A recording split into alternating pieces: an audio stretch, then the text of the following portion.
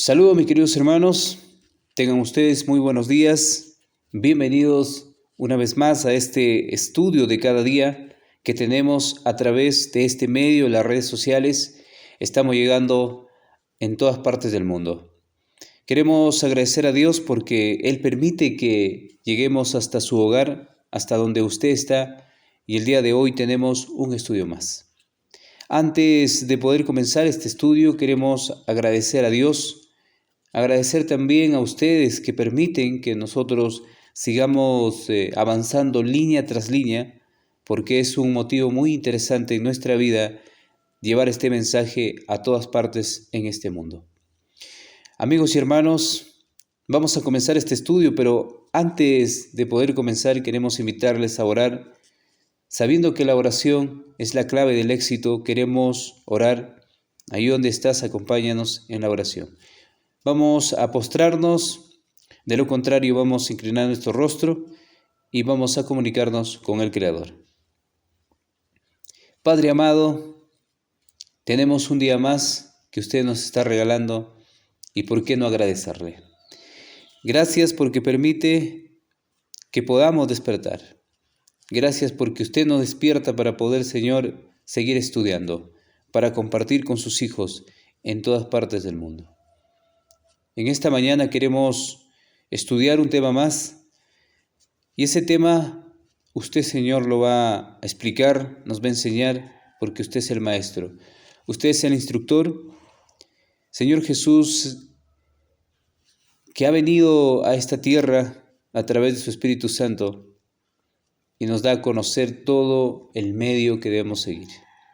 Acompáñenos en esta mañana, querido Padre, le pedimos por los méritos de nuestro Señor Jesucristo y su justicia perfecta. Amén. Bien, mis hermanos, amigos y todos, bienvenidos una vez más. Vamos a comenzar este estudio para el día de hoy y el título, las especificaciones dadas en el Sinaí. Especificaciones dadas en el Sinaí. Dice la primera pregunta, ¿qué hizo Dios en el Sinaí y por qué? Vamos a buscar el libro de Éxodo capítulo 24, verso 12. Si tienes ahí tu Biblia, recuerda, querido hermano, amigo, no dudes en leerla, no dudes en poder subrayar de repente que va a ser de suma importancia. El capítulo 24 y el verso 12 de este libro dice lo siguiente. Entonces Jehová dijo a Moisés, sube a mí al monte, y espera allá, y te daré tablas de piedra, y la ley y mandamientos que he escrito para enseñarles. El Señor le da una orden a Moisés. Le dice, sube aquí, sube al monte, y yo voy a enseñarte lo que he escrito. He escrito tablas de piedra, y lo que he escrito es mi ley, mis mandamientos. Y voy a enseñarte desde ahí. Escribir en una piedra, pero escribir con ese dedo de Dios, es lo más interesante que podemos nosotros saber. Ese día, el mismo Padre, junto con su Hijo, estaban en la tierra, habían bajado a un monte y desde ahí estaban escribiendo esos 10 mandamientos. Esos 10 preceptos que la gente lo rechaza en esta época, lo estaba escribiendo. Miren lo que dice el capítulo 31 y el verso 18. Y dice lo siguiente. Y dio a Moisés, cuando acabó de hablar con él en el monte Sinaí, 2 tablas del testimonio, tablas de piedra, escritas con el dedo de Dios. El mismo Padre no confió a nadie más su ley. Él mismo vino a dar a conocer a sus hijos en el monte Sinaí 2 tablas de piedra. La primera tabla corresponde el amor únicamente a Dios, de acuerdo al libro de Mateo 22, del 37 al 40, corresponde el amor a Dios, 4 mandamientos para Dios.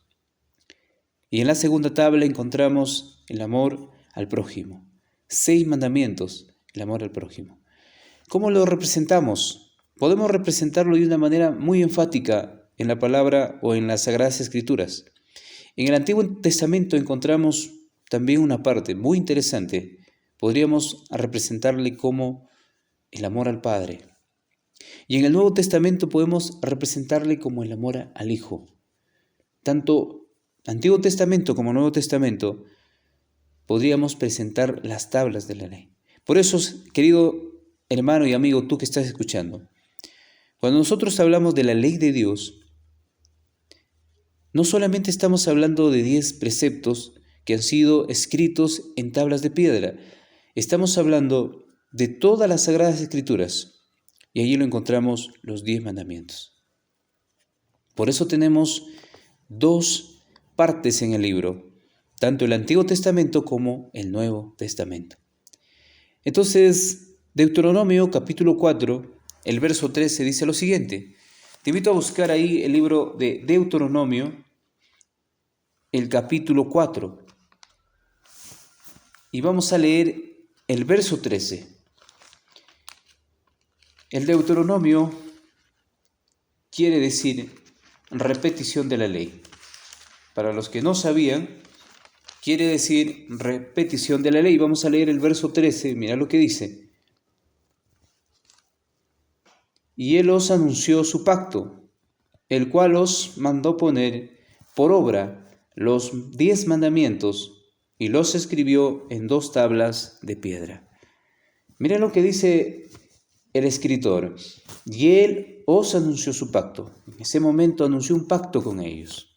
Y ese pacto fue interesante, el cual os mandó poner por obra los 10 mandamientos. Hubiese sido fácil para el pueblo de Israel si ellos se hubiesen sometido únicamente al Hijo para poder obedecer. Pero ellos buscaron y miraron su propia fuerza y dijeron, esto haremos todo lo que tú nos dices. Los 10 mandamientos los escribió en 2 tablas de piedra. Hoy en día ocurre la misma situación. El Señor, cuando lo conocemos, nos da estos 10 preceptos para ponerlo por obra. Y nosotros, con nuestra capacidad pecaminosa, queremos también obedecer como lo querían obedecer los judíos, los israelitas. Pero no podemos hacerlo porque no tenemos la clave. Y la clave es el Hijo. Para poder obedecer, la clave es el Hijo. Sin el Hijo no podemos obedecer. Se hace un imposible. Vamos a ver lo que dice el testimonio que se encuentra en Patriarcas y Profetas, página 379. El Señor no confió sus preceptos a la memoria de un pueblo inclinado a olvidar sus requerimientos. Él hubiese venido y hubiese dado su ley sin escribir en tablas de piedra. Pero el pueblo estaba degradado por completo. Recuerden, queridos hermanos, que por esa degradación, por apartarse del Señor, la descendencia de Abraham fueron a parar ¿a dónde? A Egipto como esclavos. Entonces dice, sino que los escribieron sobre tablas de piedra, quiso alejar de Israel toda posibilidad de mezclar las tradiciones paganas con sus santos preceptos. El pueblo siempre ha tenido una inclinación fuerte a las cosas paganas. El pueblo de Dios siempre ha tenido una inclinación fuerte a las cosas terrenales. Hasta el día de hoy se somete únicamente a la esclavitud del enemigo. Y miren lo que dice, queridos hermanos, que quiso alejar de toda posibilidad de mezclar las tradiciones paganas con sus santos preceptos, o de confundir sus mandamientos con costumbres o reglamentos humanos. Él hubiese podido dejar simplemente así en la forma hablada los mandamientos, pero los seres humanos hubiesen tergiversado todos esos 10. Todos esos 10 preceptos hubiesen tergiversado, lo hubiesen cambiado, hubiesen hecho lo que quieren, como ahora el hombre de pecado que ha cambiado los mandamientos. Si el hombre hubiera guardado la ley de Dios tal como lo fue dada a Adán después de su caída, Adán guardó la ley, preservada por Noé, Noé lo preservó, imagínense, y observada por Abraham, Abraham lo observó. Interesante esa parte. No habría habido necesidad del rito de la circuncisión. El Señor quiso que su pueblo guardase, pero ellos no quisieron guardar. Entonces, por ese motivo vino la circuncisión.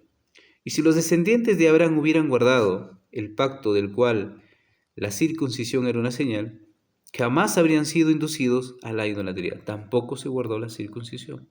¿Se dan cuenta? Ni habría sido necesario que sufrieran una vida de esclavitud en Egipto. Habrían conservado el conocimiento de la ley de Dios, escúchenlo bien, y no habría sido necesario proclamarla desde el Sinaí o grabarla sobre tablas de piedra. No hubiese sido necesario. Eso queremos entender. Si es que el pueblo no se hubiese apartado, no hubiese seguido las tradiciones del mundo, no hubiese sido llevado como esclavo a Egipto, ni tampoco se hubiesen grabado en tablas de piedra, en la mente. Pero el pueblo es olvidadizo. Y a medida que pasa, todo está en una degradación total. Ya no se puede reservar o conservar algo que el Señor ha dejado. Vamos a la respuesta, a la pregunta de la respuesta. ¿Qué hizo Dios en el Sinaí? Escribió su ley y anunció su pacto. Vamos a poner como respuesta. Escribió su ley y anunció su pacto. Y dice, ¿y por qué? Quiso alejar a Israel de mezclar las tradiciones paganas. Quiso alejar a Israel de mezclar las tradiciones paganas. Es lo que hizo el Señor, alejarles a través de sus mandamientos, alejarles de todo lazo terrenal. Pero aún así, ustedes ven ahora, aún teniendo, hermanos, la ley en las Sagradas Escrituras, la persona se aleja totalmente del Señor. Tiene una inclinación únicamente al mal, como en los tiempos de Noé. Tenemos una segunda pregunta y dice, ¿qué debemos entender por todo lo abarcado en el Sinaí? Nehemías 9:13. Dice la palabra, y sobre el monte de Sinaí descendiste y hablaste con ellos desde el cielo y les diste juicios rectos, leyes verdaderas y estatutos y mandamientos buenos. Miren cómo lo expresa Nehemías. Y sobre el monte Sinaí descendiste, dice, y hablaste con ellos desde el cielo, simbolizando como si estuviese pues en el cielo. O bueno, de alguna manera lo representa el primer cielo. Y sobre el monte Sinaí descendiste y hablaste con ellos desde el cielo y les diste juicios rectos y leyes verdaderas y estatutos y mandamientos buenos. El Señor vino. Cuando vino al Sinaí, el pueblo de Israel se conmovió. Hubo espanto en su venida, representando la segunda venida. Esa segunda venida que será más terrible de lo que uno puede imaginarse. ¿Y terrible por qué? Porque no guardamos su pacto, porque estamos deslineados de todo lo que el Señor nos ha dejado. Pero el Señor regresa pronto a esta tierra y viene a dar a cada uno su recompensa de acuerdo a cómo se ha conducido a través de su ley. Dice Patriarcas y Profetas, página 380, Dios se comunicó con Moisés desde la nube de gloria que descendía sobre el propiciatorio. Interesante. La nube de gloria, una representación. Y le dio instrucciones completas acerca del sistema de sacrificios y ofrendas, y las formas del culto que debían emplearse en el santuario. A esta parte, queridos hermanos y amigos, esta religión, o secta podríamos llamarle, menciona que nuestro Señor Jesucristo vino en su platillo volador. Entendiendo que la nube de gloria representa algo, desde ahí el Señor dice, se comunica con su pueblo y le da instrucciones completas acerca del sistema de sacrificios y ofrendas y las formas de culto que debían emplearse en el santuario. De esa manera se dio a Moisés la ley ceremonial. ¿Cuántas leyes se les da en su época? 603 leyes. leyes ceremoniales que tendrían que darse como hecho ya, porque ellos habían sido transgresores de la ley, que fue escrita por él en un libro. Moisés escribió en un libro, pero la ley de los 10 mandamientos, pronunciada desde el Sinaí, había sido escrita por Dios mismo en las tablas de piedra y fue guardada sagradamente en el arca. Ustedes pueden imaginarse y darse cuenta que el Señor escribe con su propio dedo su ley, una ley que sería imborrable, que vendría un día a tallar en la mente y el corazón, pero las leyes que le da a Moisés simplemente hace que él las escriba con el significado de que tendrían que borrarse en algún momento. Todo lo que el hombre escribe y hace no tiene sentido. En este caso, Moisés escribe, pero lo que Dios le dicta, no lo que Moisés se le viene en mente, sino lo que Dios, o sea, todas esas leyes que el Señor le dictó a Moisés que escribiese en un libro, también era del Señor. Pero el Señor había hecho esto con un propósito de que esas leyes desaparecieran en algún momento. Entonces, hermanos queridos, dice, la distinción entre los dos sistemas es clara, sin duda que es clara. El sistema ceremonial se componía de símbolos que señalaban a Cristo, su sacrificio, su sacerdocio. Esta ley ritual, con sus sacrificios y ordenanzas, debían los hebreos seguir hasta que el símbolo se cumpliera en la realidad de la muerte de Cristo. Interesante. Interesante lo que dice, que esta ley ritual con sus sacrificios y ordenanzas debían los hebreos seguir hasta que el símbolo se cumpliera. O sea, el símbolo era el cordero, el símbolo era el incienso, el símbolo era el vino, el símbolo era simplemente la sangre del cordero. Pero la realidad era la muerte de nuestro Señor Jesucristo. Cordero de Dios que quita los pecados del mundo. Entonces debían cesar todas las ofrendas de sacrificio, tal es la ley que Cristo quitó en medio y clavó en la cruz, hablando de las ceremonias, hablando de lo que corresponde la ley ceremonial. Pero acerca de la ley de los 10 mandamientos, el salmista declara: para siempre, oh Jehová, permanece tu palabra en los cielos. 119, 89 del libro de Salmos. Querido hermano y amigo, tú que estás escuchando en esta mañana, quiero invitarte a meditar en lo que el Señor dio en el monte Sinaí. Tablas de piedra, escritas con su propio dedo, no tienen fin. No tienen fin porque significan la ley moral.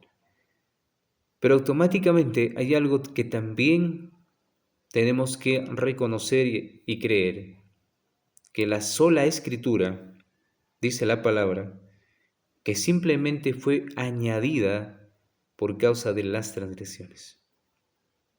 Ahí vamos a encontrar la ley del antiguo pacto, que estaremos explicando más adelante cómo se desarrolla este sistema de ley ceremonial o ley ceremonial y ley moral, o de la escritura que el Señor le da, pero con qué propósito pone la escritura, con qué propósito, por causa de las transgresiones, que sería un espejo para el hombre y que el hombre a través de ese espejo se guiaría para no pecar, o para llegar a la fórmula de reconocer y aceptar a la única ley verdadera, una ley viva que sería nuestro Señor Jesucristo.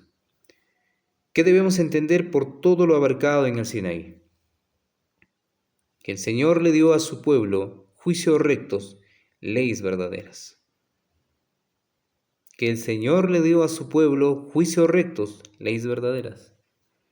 Quisiéramos entender eso, y quisiéramos entender esos dos sistemas, ley ceremonial y ley moral, pero queremos entender también lo más interesante, la escritura. ¿Qué tiene que ver la escritura con la ley del antiguo pacto y el nuevo pacto? Es muy interesante, lo vamos a relatar más adelante, pero queremos que analicemos cada parte en la palabra de Dios. Estamos estudiando las especificaciones dadas en el Sinaí. Y a través de este estudio que estamos haciendo, queremos meditar más y en profundidad al estudio que llevamos. Entonces, hermanos y amigos, en esta mañana agradecer a Dios por su infinito amor y por prestarnos el servicio, por darnos este espacio de poder dirigirnos a usted. Que el Señor pueda bendecirles, que su estudio siga, continúe. ¿Para qué? Para que tengamos comunión con Él. Y no seamos como ese pueblo que dejó de obedecer y finalmente no entraron en su reposo. Que el Señor los bendiga. Nos encontramos el día de mañana en un próximo estudio. Bendiciones.